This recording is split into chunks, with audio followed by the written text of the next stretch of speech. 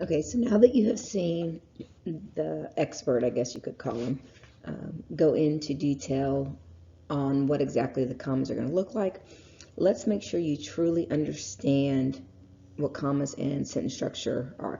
This ties to exactly what it said with Suitcase 1, so this should kind of in your mind cement what he was saying. The most tested commas are the misplaced, which means out of when they're not supposed to be, misused, wrong grammar rule, okay? And then commas that are missing, okay? So these are the ones you're going to find the most often.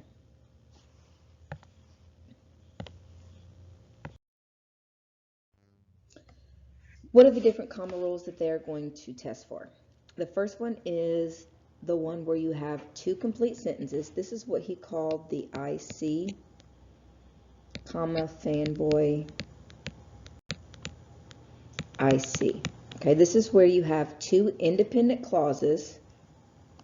There's your IC, joined by your fanboy conjunction. And here's your fanboy if you don't know. For, and, nor, but, or, yet, and so.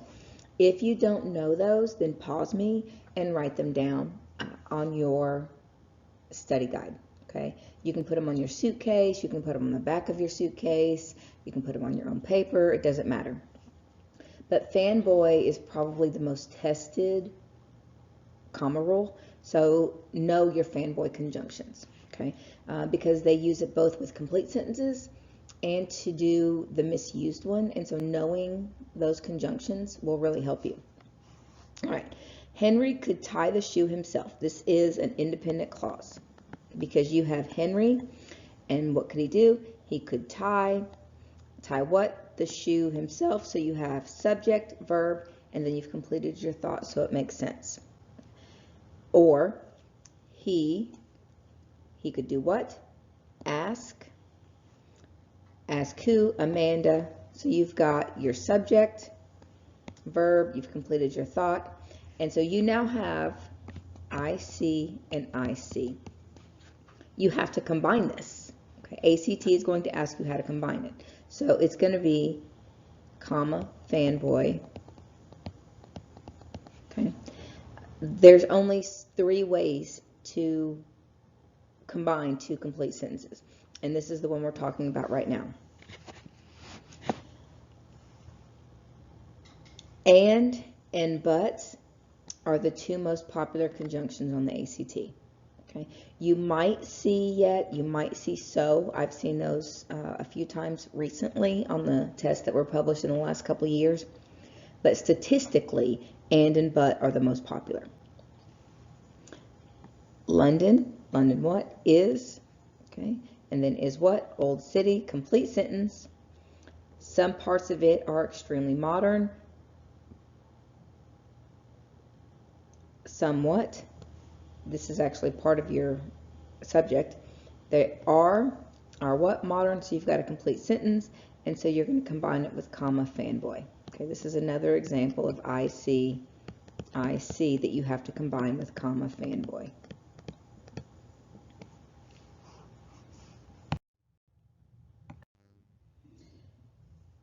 The next one is to separate adjectives whose order could be reversed.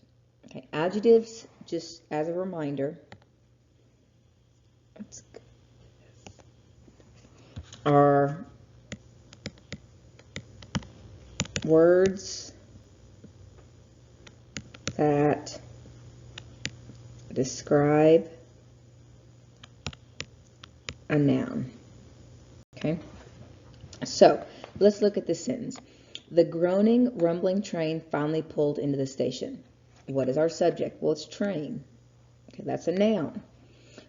Groaning and rumbling describe train. Okay. The groaning train, the rumbling train. It makes perfect sense. Okay. The rumbling train, the groaning train. That makes sense. Because these 2 can be switched in the order in which they are given in the sentence, you have to separate it by that comma. The problem with the ACT is you have to take the time to stop and go, okay, can this be flipped and read it? And so many times kids are in such a hurry, they miss that. This is one of those that you actually have to stop and go, can I flip it or can I not? Commas should also be used after introductory words or phrases, okay, which we'll get to on another slide. Questions involving the test the meaning rather than grammar and will include commas. So this is one of those where it kind of tests two skills at once, and commas is part of that. Never put a comma between the last adjective and the noun it modifies. The loud, angry protesters mobbed the building. Loud protesters, angry protesters. Okay, the angry, loud protesters. Okay, that would work. So you're going to separate them. But right here, you never put a comma between those.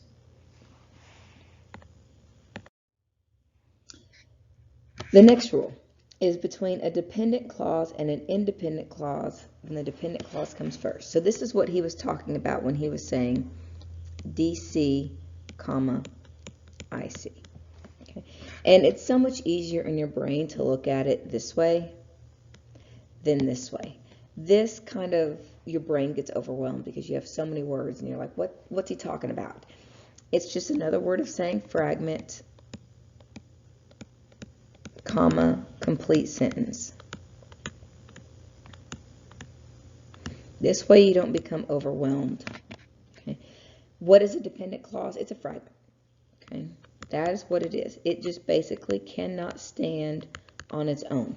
It's either missing a subject, it's missing a verb, or it's got those, but it doesn't make sense. You haven't completed your thought. And that ACT likes to do simply because kids will go, oh, there's a noun, there's a verb, and they don't read the whole thing to make sure that it completes sense. So please make sure that you double check and you read the full sentence and go, does this sentence make sense? Has it completed its thought? They begin with conjunctions such as before, after, because, when, until, unless, since. These are the most common ones tested on the ACT. So if you want to pause me and write those down, that would be great. Here's some examples for you. Because I went home. And this is what I was saying just a minute ago. It's got a subject. And what did I do? I went home. But the problem that we have here is the word because. Because is a cause effect. Because I went home what? You're missing the complete thought. After we returned from the movie. Okay, same thing. We returned from the movie. That's a complete thought. The problem is that you said after. After what? What did you do next? When we visited Chicago. Same concept. Most common. So watch for those. And it will help you if you just look at these to remind you, and then that way you can just go, okay, there's my keywords. I know this is probably going to be a fragment. I'm going to need a comma. Okay, I know it says that it's in bold, but when I copied and pasted it, it didn't go into bold. So let's look at it. Because London is a very old city. Now this is where you've got to check. It what? It has buildings from many different eras. Complete sentence. So this is your IC. Because London is a very old city, that is a dependent clause, and so you have your comma. So when he says in his part DC, IC, this is what he's talking about. I see a lot of these on the ACT. On the last one that I looked at, there were 4 of these. So that's a big amount of questions. Now, for some of these, they did tie in some other skills, but you did have 4 of the way that this was constructed. Remember, if it comes at the end of a sentence, a comma may not be needed. This is what he was talking about when he did ICDC. Anne was too tired to eat. Complete sentence right there, right? Okay, here's our keyword after preparing an elaborate meal for herself. This is coming at the end of the sentence, and so even though, yes, it's a dependent clause, it's at the end, so no comma is needed. Scared of monsters, Tommy always checks under the bed before he fell asleep. Tommy always checked under the bed. Here's your independent clause. Keyword before, and then there's your dependent clause. And this is what you're going to see a lot on the ACT, is it actually has an introductory phrase too. And so you've got 3 different rules in one sentence, and so your brain, you've got to make sure that you don't overload it. The thing about the ACT is that for commas, less is better. Now, you can't just go into the ACT and go, oh, I always have to choose the one with, fewer commas. No. It just means that if you are completely stuck and you have no idea what you're doing, or you have no idea what the answer is, statistically, they're going to do less. Okay. Okay, commas set off non-essential phrases and clauses. Non-essential means it can be removed from a sentence without affecting its essential meaning. This is where I have kids that mess up. What is essential? Okay, raise your hand. Someone tell me what essential is. Okay. You have to have it.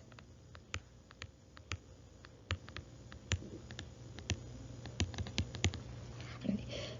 It's kind of like a little interruption. You're talking and then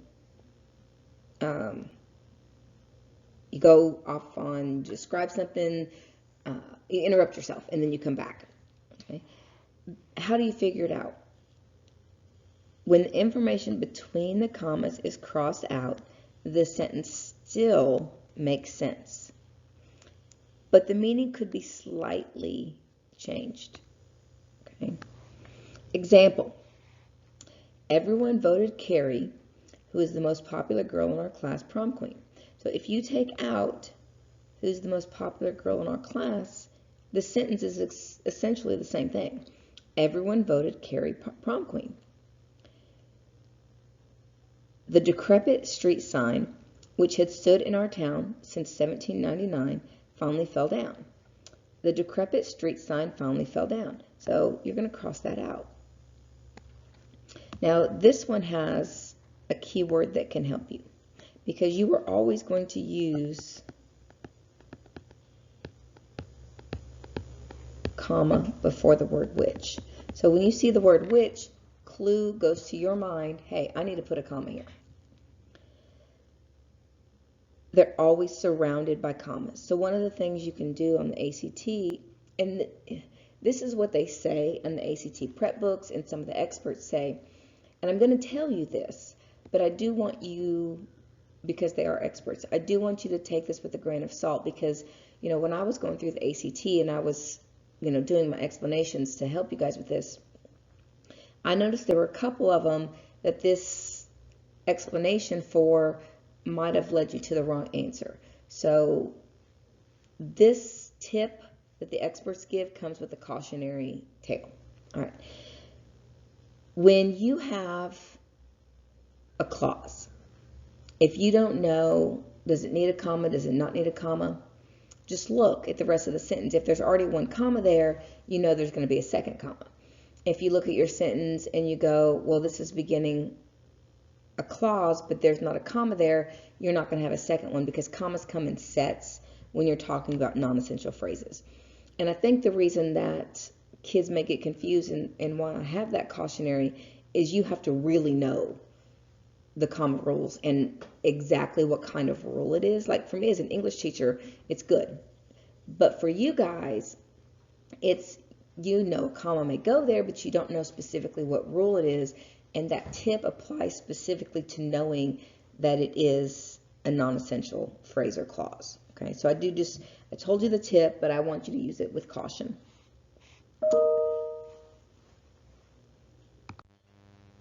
All right, so they're always surrounded by commas.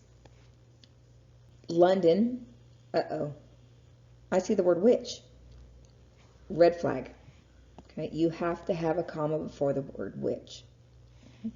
And so if I'm looking at, 3 choices, 1 correct as is, so technically 4, and I see that there is no comma before the word which, I'm just going to cross that one out, and I'm going to move on, because it's always better to narrow down your choices when you can. All right, London, which is a very old city. I've got 1 comma there. The tip says that if I have 1 comma, I've got to have another one at the end of the clause, and then there's my other one. London is a very old city. It does, however, now here's a interrupter. It's a transition. Okay, it's actually called a conjunctive adverb. I don't care if you know that specific word, but it's going to be like however, furthermore, those words that connect or interrupt. However, it's always going to have 2 punctuation marks. Right now, we're only going over this one. In different instructional video, you'll have the others. But for right now, this is what you'll need to kind of focus on. I see that there is no punctuation before however. It's wrong. Cross it out. It's not the right answer. So I'm just going to skim down here, and I'm going to find the one that has the 2 punctuation marks. Oh, this one does. So I'm just going to check and see which one is grammatically correct, because typically they'll have 2 with close answers, and you'll have to kind of go there.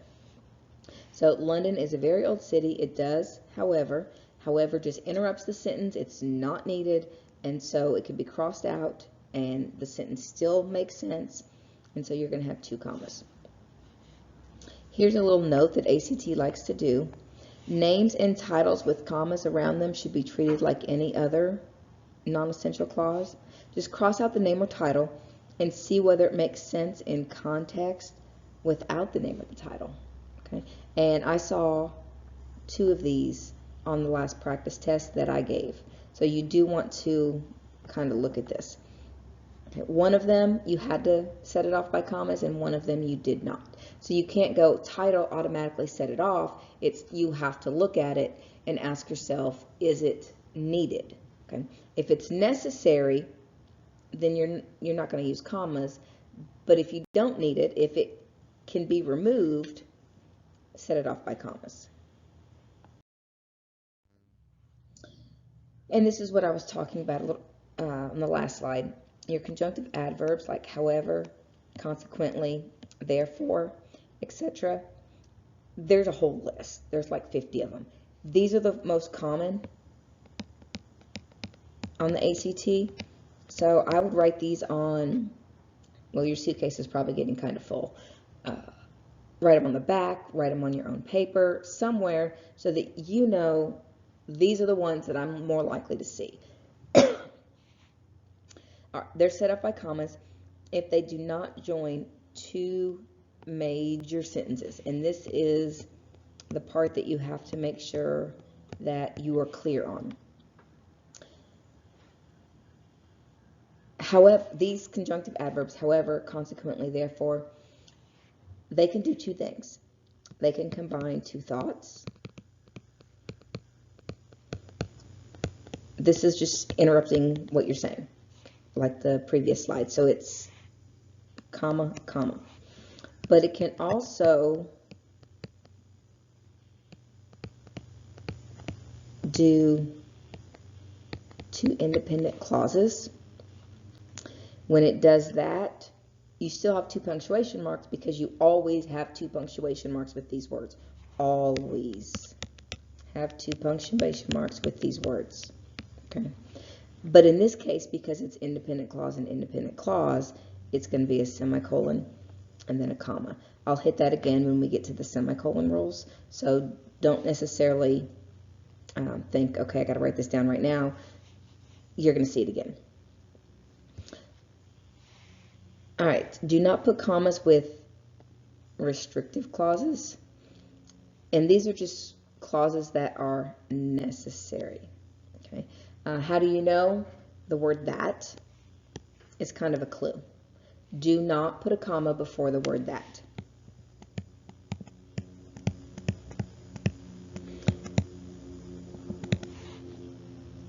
ACT loves to do which and that in the same answer choices. Okay. Never put a comma before the word that. Always put a comma before the word which. Dictionary-wise, that and which are the same thing. So you have to, if you know that trick, it's going to save you time, knock down the choices, and kind of let you zero in on what they're wanting. Okay. The girl who is sick missed 3 days of school. The dog that ate rotten steak fell down and died. Okay. Necessary, necessary, no comma.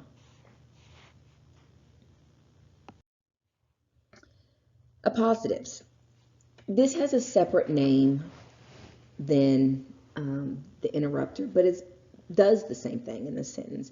It's just different. It's got a different name because it renames this or describes.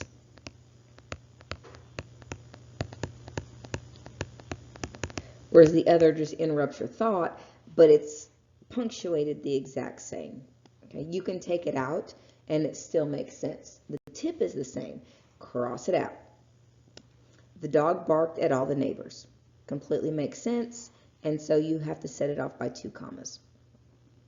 Marty, the boy in the green shirt, made the only A in class. Marty made the only A in class. Well, and it's possible there's more than one Marty, but we're not getting into the details on this one. We don't need the boy in the green shirt. Okay. So we cross it out, it makes complete sense, and we're good to go.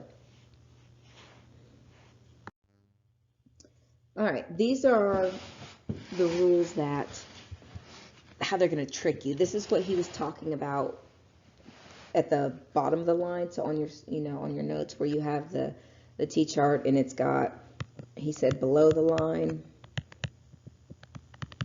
And then he said these are all the ways they're going to trick you. Okay. And you can go back and watch him again when he goes into detail on that. But these are the rules that they're going to try to trick you with.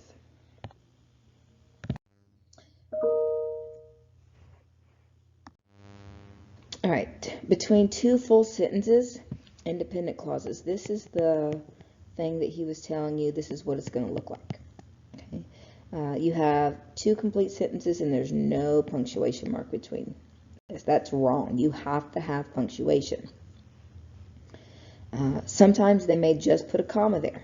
Okay? The problem is that you always have to have comma fanboy. This is called a comma splice. So incorrect. London is a very old city. Some parts of it are extremely modern. Your brain sees a comma and you think correct. No, it's comma fanboy. So you have to add, you got to find the correct answer that has that added transition word. You can use a period, obviously, because a period is a complete sentence, and you can use a semicolon, which we'll get into more with the semicolons lesson. Those are the 3 ways to correct this: is period, semicolon, or comma fanboy. The ACT will never give you all 3 of these in the same sentence. Okay. So when you're looking at it, you're not going to have to choose between a period, a semicolon, and comma fanboy. Only one of them will be on there. So you just need to remember that if your sentence is combined with just a comma, you're going to skip down to the answer choices and find one of these. Make sure, though, and this is the part that I found that kids struggle on, is they'll find a comma and then they'll automatically assume it's one of these. Not necessarily, because this is talking about 2 complete sentences. The dog went to the house and read car. Well, you see the word and you automatically think, oh, Miss Smith said comma fanboy, so I've got to add that comma here. No, I said it's comma fanboy when it is 2 complete sentences. and this is not two complete sentences. So you have to actually read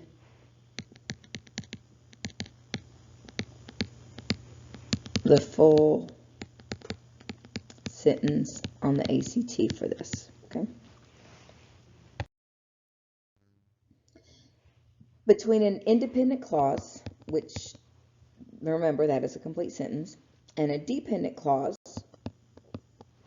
when the independent clause comes first, okay? Remember, these are when not to use a comma. Okay. London, subject.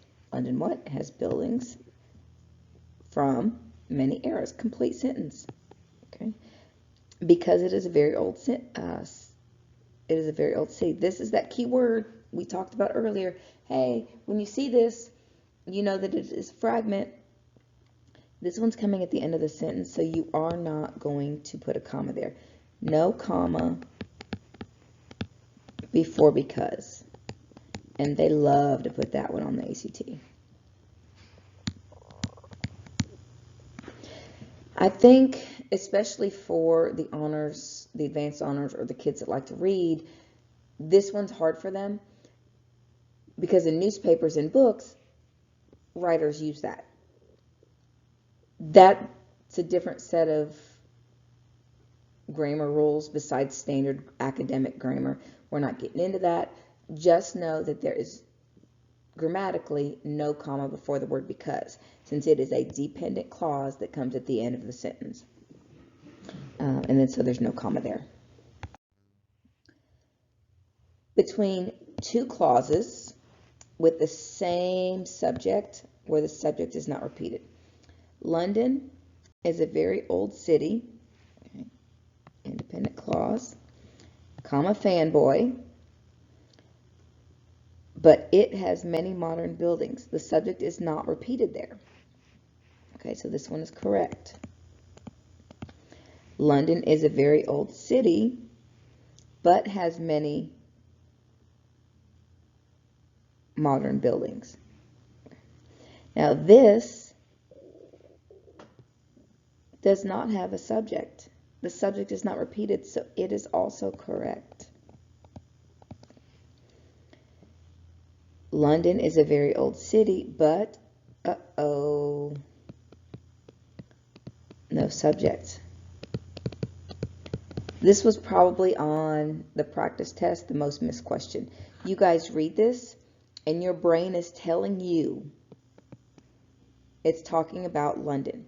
And so you see comma, you see fanboy, and you go, this is the correct answer. Your brain may be telling you that this is the city of London, but that is not what is on the paper, and so this is wrong. This is one of those questions where reading slower actually helps you. The faster readers, the speed readers, the ones who are very good readers, you're at a disadvantage on this because you're so used to filling in those blanks, and you can't fill in your blank here. It has to actually say on paper that second subject.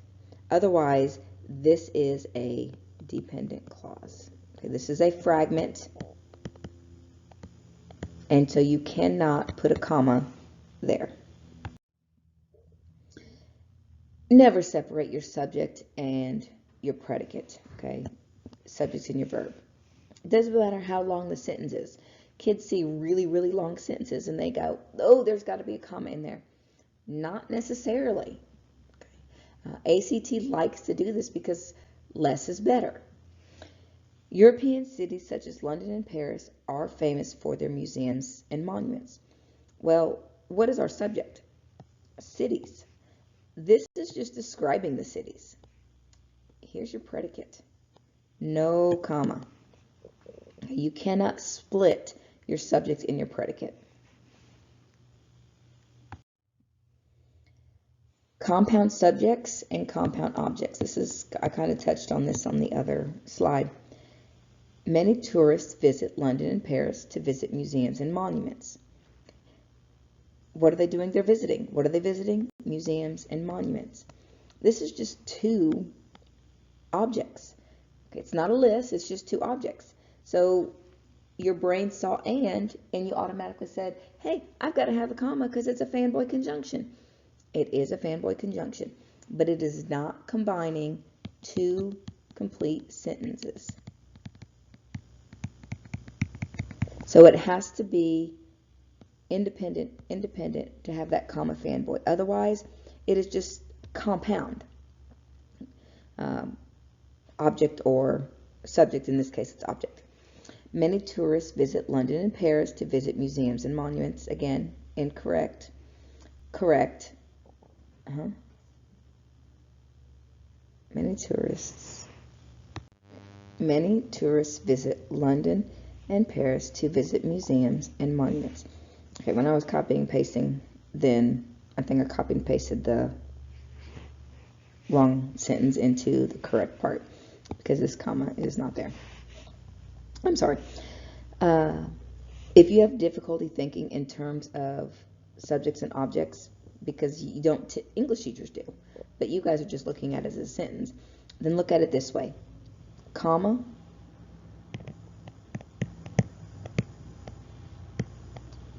and then and. Okay, this is your comma fanboy. It's the same thing as a period. So stick that period in there in your head and see if it makes sense. If it does, you've got two complete sentences. Okay. And so the way to do that is visit museums, period, and monuments. And monuments is not a complete sentence, so no comma is needed. Before or after a preposition. Prepositional phrases can be so long, and kids like to see these long phrases, and they're like, oh my gosh, there's got to be a comma. Not before or after a preposition, and there's always a couple of these on the ACT. So here's our subject, here's our verb. Among the most famous artists, this is a preposition, and it's a long phrase. Of Latin, there's a preposition. You never separate two prepositional phrases that are back to back. Okay? Never separate your prepositional phrases. It's not going to happen. It makes long sentences, and they could probably be worded better, but that's not what they're testing. They're not testing you on how to write a better sentence. They're testing you on the grammar rules, so don't get tripped up by that. This one, your brain is saying, oh, it's a long sentence, I need a comma, so they stick it after the preposition. No, you do not use a comma before the preposition or after. It is wrong. I don't know what I was doing.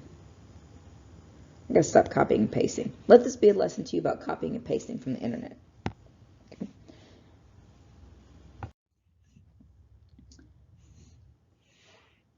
All right, looks like I copied and pasted this one correct.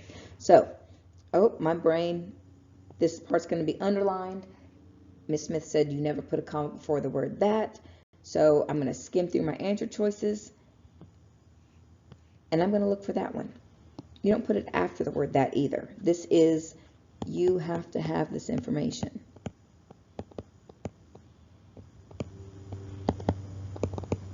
And so you're not going to set it off by commas. Setting it off by commas says, I don't need this. But by definition, the word that is telling the reader, you need this. Contradicts itself. No, you have to make sure you remember no comma with the word that. Not before, not after. This will save you on time on the English portion. As you're going through and you're going, oh my gosh, I'm running out of time. This is one of those where you can get it answered in less than 20 seconds. If you cannot reverse the order, no comma. Okay. So the Caribbean Sea contains some of the world's most strong coral reefs. Okay. You can't say the Caribbean Sea contains some of the world's most coral stunning reefs. That doesn't make sense. It has to be in this order, so there's no comma. Adjectives and nouns. You can't separate the adjective with the word it's describing. The Caribbean Sea contains some of the world's most stunning. Okay. Stunning what? it's a D, sorry. Adjectives, reefs, noun. Why would you separate that? This is necessary to it because this is describing it. So you don't set it off and tell the reader, hey, this isn't necessary. You have to have this, so no comma. All right, so we're going to stop here, and you're going to go to goformative.com. You're going to take that assessment called Comma Rules Suitcase number 1. When the class is done, you're going to come back, and I'm going to go over why. This way we can kind of see where you are. It does count as a grade, so you want to make sure that you think carefully about what the rule said. This is one of those that it's got an example of every single type on there, and it will really, really help you. So don't just run through it. All right, so you're pausing me.